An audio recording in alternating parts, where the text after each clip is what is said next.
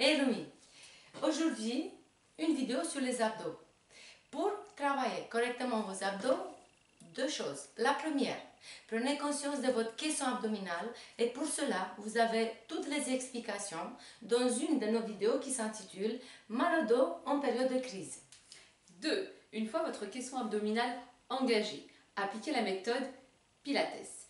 La méthode d'origine Pilates, de Joseph Pilates, préconise d'aspirer toutes les couches d'abdominaux vers la colonne vertébrale pour un travail puissant et en synergie.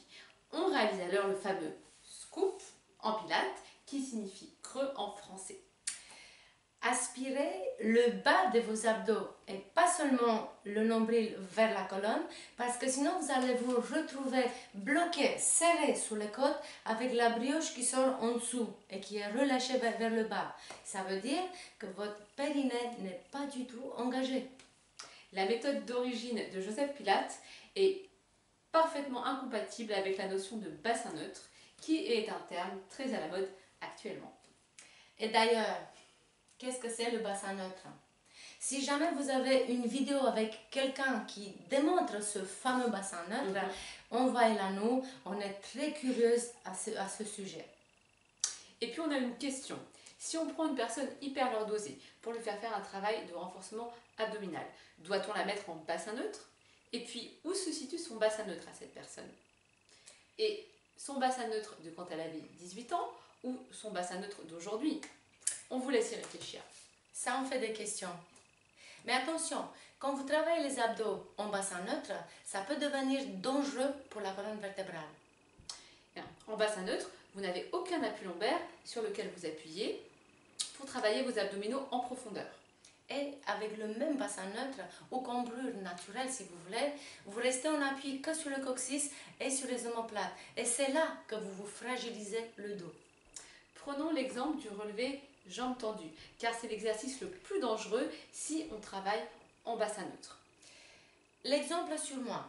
Si en faisant cet exercice, je garde en appui que le coccyx et les omoplates, j'ai pas assez d'appui, j'ai pas assez de force pour aspirer et creuser mes abdos et ainsi faire le scoop de la méthode Pilates. Et comme mes abdos ne sont pas aspirés, pas contractés, connectés en profondeur, j'ai un impact direct au niveau de lombaire.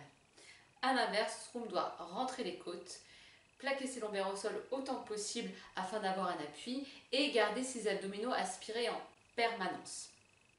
Pour la subtilité Pilates, il faut aspirer et creuser encore plus afin de réaliser le scoop avant de remonter les jambes. Et en faisant cela, la force du mouvement est ainsi décuplée car toutes les couches d'abdominaux qui se superposent travaillent ensemble, en synergie. La rééducation prend du temps, mais vous êtes responsable des conséquences posturales, bonnes ou mauvaises. Moi je fais pas mal non, toi tu rajoutes pas des trucs, vas-y. L'exercice efficace, unique, qui vous explose les abdominaux n'existe pas, car tous les exercices pour les abdominaux sont complémentaires, à condition d'éveiller ces abdominaux et de les travailler en conscience. Notre logique est simple. Quand vous faites les abdos, il faut avoir mal aux abdos, évidemment. Pas au cervical, pas à l'épaule, pas dans le bas du dos, pas des crampes dans les cuisses. Sinon, c'est que votre placement n'est pas bon et vous êtes en train de compenser.